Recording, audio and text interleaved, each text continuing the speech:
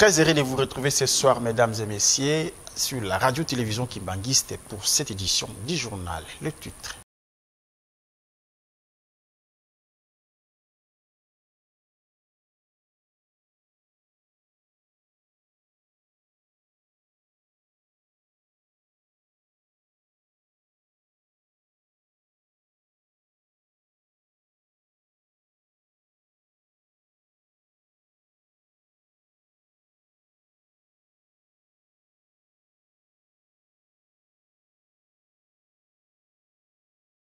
Bonsoir. Le retrait progressif de la MONUSCO était parmi les points à l'ordre du jour au cours d'une réunion entre le secrétaire général adjoint des Nations Unies à charge des questions de maintien de la paix, Jean-Pierre Delacroix, qu'accompagnait le membre de la MONUSCO et le gouvernement congolais dirigé par le Premier ministre Jean-Michel Sama Lukonde. Suivez. Cette réunion a permis aux deux parties d'harmoniser leurs points de vue sur la restauration de l'autorité de l'État dans l'appareil sécuritaire à tous les niveaux. Le chef du gouvernement congolais, Jean-Michel Sama Lukonde, a réitéré l'appel de son gouvernement d'accélérer la transition pour le retrait de la MONUSCO en RDC après plus de 20 ans de cette mission. Jean-Pierre Delacroix reconnaît la convergence des objectifs et souhaite que la transition soit accélérée et se fasse dans les meilleures conditions. Nous avons pu constater la convergence de nos objectifs en ce qui concerne le soutien au renforcement de l'autorité de l'État dans toutes ses composantes, les composantes sécurité, armée, police et les autres composantes. Également, l'accent mis sur la protection des civils, l'accent mis sur la nécessité de faire en sorte que la transition qui est déjà engagée de la MONUSCO soit accélérée et en même temps qu'elle se fasse dans les meilleures conditions de manière à ce que le renforcement graduel de la présence de l'État, là où il est nécessaire, se fasse et de manière à ce qu'il n'y ait pas de rupture dans les fonctions de protection des civils, notamment des personnes déplacées. Au sujet du pré-cantonnement et du cantonnement des éléments du M23, Jean-Pierre Delacroix promet une implication active. Il a été fait référence aux opérations de préparation du pré-cantonnement et du cantonnement du M23, pour lequel nous allons continuer à nous impliquer très activement. Il a été fait allusion au désarmement des groupes armés, au PDDRCS, et au soutien renforcé qu'il convient d'apporter à ce programme fondamental, notamment dans les zones où ce désarmement peut se faire rapidement. L'importance de faire un plaidoyer auprès des donateurs pour que ce programme puisse être mis en œuvre. Plus généralement, la gravité de la situation humanitaire et l'importance du plaidoyer pour que l'effort de soutien aux actions humanitaires soit renforcé. Toujours dans ces chapitres, après sa réunion d'évaluation de la situation sécuritaire en République démocratique du Congo, Jean-Pierre Delacroix s'est livré à la presse et au quartier général de la MONUSCO. Jean-Pierre Delacroix a échangé avec les autorités gouvernementales avant de se livrer devant la presse tant nationale qu'internationale sur la situation sécuritaire préoccupante de la RDC. Le numéro 2 des Nations Unies en charge de maintien de la paix reste confiant sur l'évolution de la situation pour permettre une prise en charge efficace du gouvernement après le départ de la MONUSCO. Ce qui est positif, c'est qu'il y a des perspectives en ce sens. En Ituri notamment, il y a un plan pour le renforcement de la présence des FARDC qui sont aujourd'hui très peu nombreuses, aussi parce qu'une partie des ressources des FARDC a été dirigée vers le Nord Kivu. Et donc, nous comptons pour que ce plan soit mis en œuvre de manière à ce que nous puissions effectuer cette transition graduelle, pas seulement bien entendu pour les forces militaires congolaises, mais aussi pour la police, et aussi les capacités civiles des autorités de l'État, notamment de justice. Il s'est de noter que l'ensemble des principaux axes de son rapport sur la situation sécuritaire en RDC fera partie du rapport annuel de l'évolution de la situation au Conseil de sécurité des Nations Unies. Changeons de chapitre cette fois-ci pour parler des partis politiques. À 6 mois des élections, le Parti socialiste indépendant PCI en sigle affûte ses armes Yves Mandika, le président fédéral de la Tchangou, a réuni autour de lui les membres de son comité de Tchangou 1 et Tchangou 2 pour finir les stratégies pour les échéances électorales prochaines était parmi les points cruciaux de cette rencontre. Le président interfédéral du Parti des socialistes et indépendants, PESI en sigle, le camarade Yves Mandika Monga, a présidé une réunion avec le comité fédéral de Tchangou 1 et 2 ce mercredi 7 juin 2023. Après son passage dans les districts de Funan, la redynamisation du parti était le seul point inscrit à l'ordre du jour. Et dans la même occasion, il a fait un état des lieux du parti à Tchangou et ensuite donner des orientations directives en rapport avec la réception des potentielles candidatures du PESI aux élections législatives et provinciales. On dit qu'eux sont déjà un peu plus avancés. Alors, on a dit que moi, vous allez vous appuyer par rapport au travail que vous allez faire. Nous soutenons les gens qui travaillent. Quand vous travaillez, sachez que vous allez vous appuyer afin que nous puissions avoir un résultat vraiment. Les camarades Yves Mandika par la suite informé ces fédéraux de l'arrivée du président national du PESI, les camarades professeur Honoré Benantumba sur le sol congolais qui séjournent à l'extérieur du pays. Oui, moi c'est bien le camarade Yves Mandika Monga. Je suis le président interfédéral du Parti des socialistes indépendants, PESI en sigle. Si nous sommes ici ce jour, c'est dans le cadre de la mission de redynamisation. Donc je suis en train d'effectuer une itinérance à travers toutes les fédérations de la ville-province de Kinshasa. J'ai commencé par Funa. Je suis aujourd'hui à Tchangou. C'est dans le but d'essayer d'établir un cahier des charges par rapport aux échéances à venir. Vous le savez très bien que bientôt ce sont les élections. Donc il fallait que je puisse sensibiliser mes fédéraux et communaux de Tchangou de manière qu'ils puissent se réveiller et qu'ils puissent déjà nous préparer les listes des candidats que nous devrons aligner au niveau de notre parti.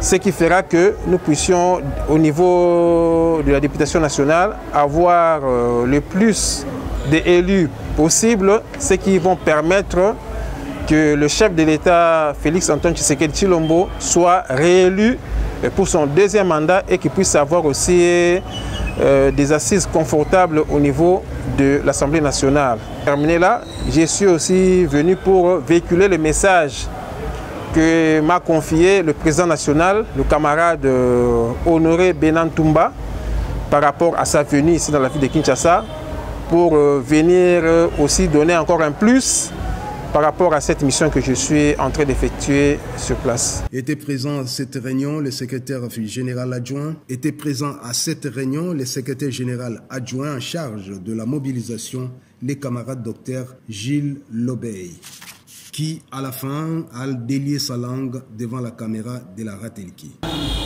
Oui, je suis le secrétaire général chargé de mobilisation, implantation et idéologie, le docteur Gilles Lobey.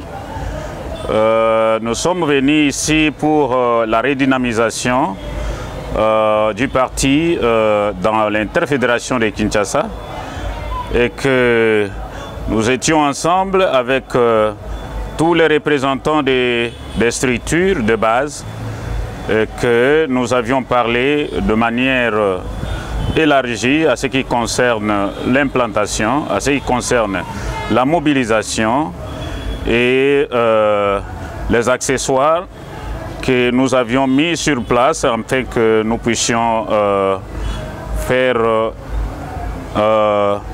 une action de grande envergure lorsque le président national, M. Honoré Bena, aura à être dans le pays de ses ancêtres. C'est ça ce qui a justifié la séance atelier d'aujourd'hui. Nous vous l'avons annoncé au titre, la grogne à la Direction générale des impôts, la réunion autour du vice-premier ministre, ministre de la fonction publique, était loin à résoudre la question. Hier, au cours de l'Assemblée générale des restitutions, les grévistes ne jurent que sur le paiement des arriérés de leurs primes, mais aussi l'abrogation de l'arrêté du ministre des Finances, Nicolas Kazadi, qui accorde cette prime.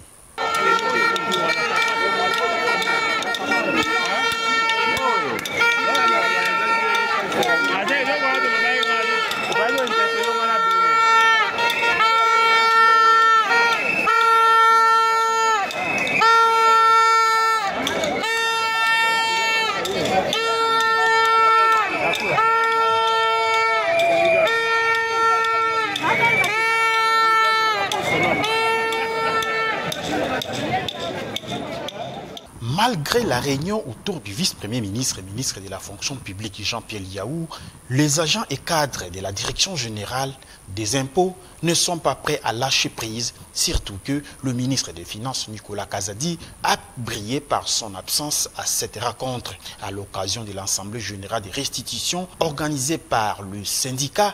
Rien n'a convaincu ces mobilisateurs de recettes.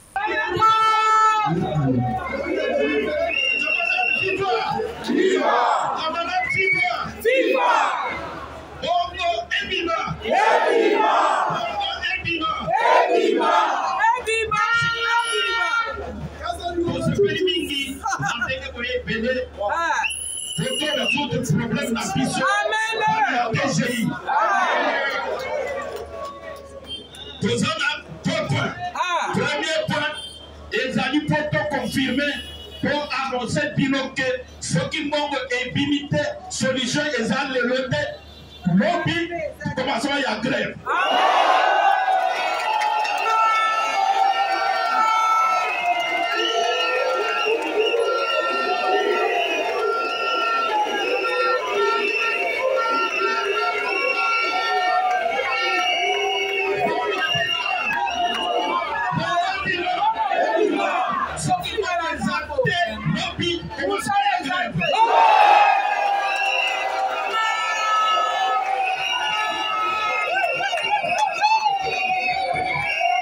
À la base de cette revendication, le paiement des arriérés de leurs primes, selon le procès verbal de la réunion avec le vice-premier ministre de la fonction publique, on signale le retrait de l'arrêté querellé du ministre des Finances. Une commission composée de 20 membres est mise en place pour étudier la solution à cette crise. Parce que depuis 2020 et 2021, les ministres doivent nous payer nos avantages. Le 1% sur les primes de contentieux. Depuis les 2 ans là, les ministres ne veulent pas payer ça.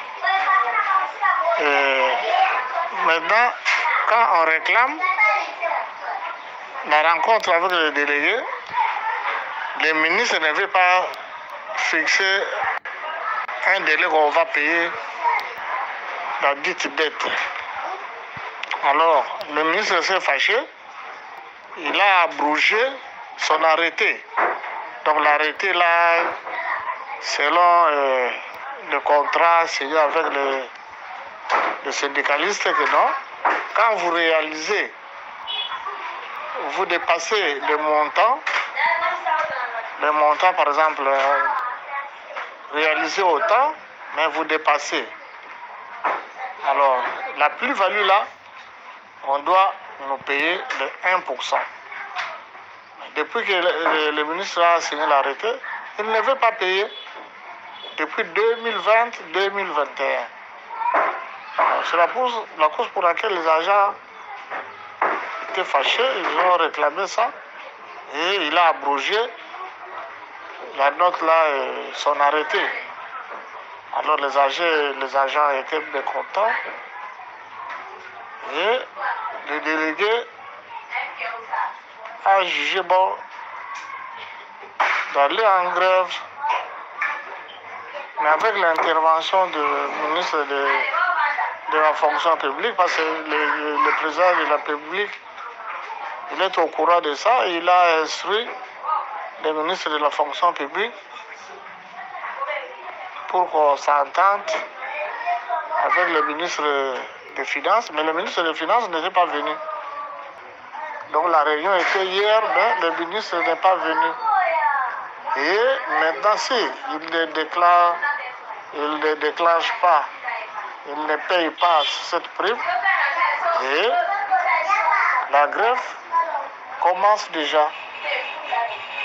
Rendons-nous à l'Institut supérieur des techniques appliquées où il y a eu des échauffourées entre les étudiants et la police qui tentait de le maîtriser à la suite d'une manifestation contre la hausse du prix de l'enrôlement qui passe de 15 à 25 000 francs congolais. Tracy Mouila nous fait le récit.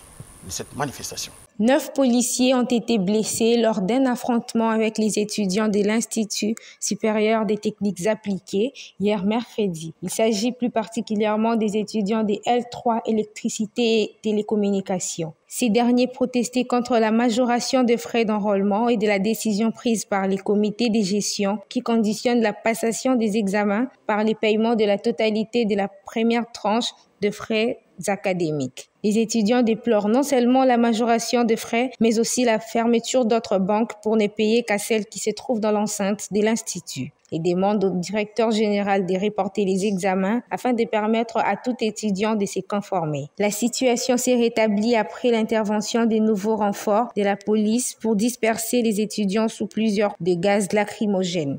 Parlons de l'Église à présent. L'inspection provinciale de la ville-province de Kinshasa, en collaboration avec le département de l'évangélisation, organise une formation de concierges, diacres et catéchistes. La formation, disais-je, a commencé ce jeudi au centre d'accueil kimbangiste de Kassavo. L'inspection provinciale de la ville-province de Kinshasa, en collaboration avec la division de l'évangélisation de l'Église kimbangiste, ont organisé ce jeudi 8 juin 2023 une formation des concierges, diacres et catéchistes ce jeudi 8 juin 2023 au centre kimbanguiste de conférence de Kinshasa. 2 formateurs en la personne du révérend Lufulu Simon et l'inspecteur Mabiala Tamba Gaspard ont animé cette formation.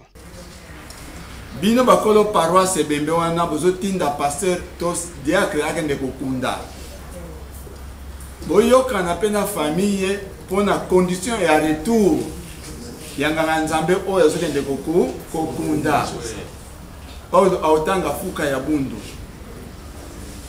parce que tous habitude soki ebembe zokende na cimetière yo pasteur ozali na corbillard et sika ebembe ezali mais corbillard na biso Kinshasa ezalaka na ba programme na yango ekotika azongi na ye alors menganga nzambe aza obligé azela ti bakusitisa misala wana. Pour la bonne naye, l'ingomba na famille boyokani, ba condition à retour, n'est na kozonga et sikaye à kozagato na paroisse qui wapi. Yokani hein? Ba dia ton sable vous allez wa. Musala na bino ba gouverneur. Ya kolanda ka ba dossier. 2 points majeurs ont été retenus, notamment la formation de nouveaux adhérents au sein de l'église kimbanguiste et la bonne maîtrise du système de fonctionnement pour éviter les failles dans l'exercice de leurs fonctions. C'est à la fin de cette cérémonie que l'inspecteur Mabiala Gaspard et le révérend Lufulu ont livré leurs impressions devant la caméra de la Ratelki. Merci papa journaliste. Namusala Nabiso Tozali ensemble na évangélisation. Le col à Kinshasa, c'est le miroir de l'église. Le col embatté pour nous former Banganga Nzambe, nous étalé Musala et Banganga. Awa, tozo qui n'a pas longue, n'a pas selo, et tozo qui peut que ba concierge, pas battre Banganga Kalamité, pour qu'on Banganga Nzambe. Likambo munene oyo ya liboso tolobeli awa ezali na ndenge to formaka balandi comme une formation complète. C'est-à-dire mulandi foyeba likambo ya nzambe na biblia mulandi foyeba ko bondela mulandi foyeba ko yemba mulandi foyeba activité lingomba ayeba soirée ayeba libondela tongo ebandaka ndenge nini esuka ndenge nini beko esalemaka ndenge nini de makambo nyonso wana nde yango te kolakisa na obalandisaka bana malongi tant baza kolakisa malongi bakomaka na baniveau wana sino tokoforme balandi bazali ya kokola te na kati ya kondima de balandi fo bazala ya kokola na kondima bayeba ntina nini baza kolanda malongi ntina nini bakokula toinsiste likambo wana po ete mutu ayebake aye na lingomba mpo abikisa molimo na ye. Bon, nazalaki na lebiangami ezalaki président na papa inspecteur provincial ya ville de Kinshasa associaki ngai mpona kosala recyclage na banganga nzambe oyo bazali balongi baselo mpona koyekola mosala bonganga nzambe c'est na tâche ya tali bokundi ebena. Message ya suka. Message ya suka. Bon. Tozana mingi ya koloba te. Mosala na biso ya koteya kaka ya koforme bato po ete toyeba mosala ya bonganga nzambe ingomba na biso emata. La santé, à présent, la consommation des fruits, une recommandation médicale, mais très difficile à respecter pour la plupart des gens. Tracy Mouila nous parle de bienfaits de mandarine. La mandarine, fruit du mandarinier, une espèce d'arbre de la famille de Ritaceae, riche en vitamine C, elle renforce les systèmes immunitaires qui la permet de faire face aux infections hivernales comme la grippe et les rhumes. Elle prévoit certains cancers, notamment du côlon, et des maladies cardiovasculaires. Riche en fibres solubles, fruit des saveurs acidulées, elle booste le processus digestif et favorise la salivation. Il est recommandé aux personnes stressées ou qui souffrent de troubles du sommeil d'en prendre 15 à 20 minutes avant d'aller se coucher, car la mandarine réduit l'insomnie. Toujours dans la santé, l'épidémie de choléra refait surface dans le Haut-Katanga, précisément dans la ville de Lubumbashi, où on enregistre déjà 300 morts et 11 cas de décès. L'épidémie du choléra demeure jusqu'à ces jours un danger pour la population de Lubumbashi car elle refait surface. Après les zones de santé de Kisanga et Katuba, c'est maintenant au tour des zones de Mumbunda et Kampemba de faire face à cette maladie qui a fait 300 cas dont 11 décès, a expliqué le médecin sans frontières lors d'un café de presse de ce mercredi tenu dans la ville de Lubumbashi. À titre de rappel, le choléra est une maladie bactérienne et de mensale provoquant de graves diarrhées, une déshydratation et qui se transmet généralement dans l'eau. On signale que les zones touchées par l'épidémie du choléra dans la ville de Lubumbashi sont confrontées au manque d'eau potable et un niveau d'hygiène très bas. Le ministre de la Santé dans le Haut-Katanga, M. Joseph Sambi, invite la population de Lubumbashi à observer des mesures sécuritaires pour éviter la propagation de cette maladie. Terminons cette édition avec cet énième séisme en Haïti. Le drame a causé plusieurs morts et blessés. Certains habitats sont coincés dans le dalle, espérant donc trouver une intervention de la police, disais-je, de la protection civile. Cette catastrophe naturelle s'est déroulée hier en Haïti, un séisme de magnitude 7,2. Cette tragédie a causé, selon la protection civile haïtienne, 304 morts et plus de 1800 blessés dans le sud-ouest de l'île. De nombreux bâtiments se sont effondrés lors de ces tremblements de terre et qui a mis des centaines d'Haïtiens sous des dalles. Un grand nombre d'habitants s'est mobilisé pour secourir les victimes. Au cours d'un point de presse, le directeur de la protection civile, Jerry Chandler, a annoncé les zones touchées par la catastrophe et a énuméré le nombre de décès. Nous citons 160 décès dans le sud, 42 dans les NIP, 100 dans la Grande Anse et 2 dans le nord-ouest. Il s'y est de signaler que cette situation a ravivé les terribles souvenirs du grand tremblement de terre de 2010. Merci mesdames et messieurs, c'est la fin de cette édition. Avant de vous quitter, les rappels d'Inic Tite.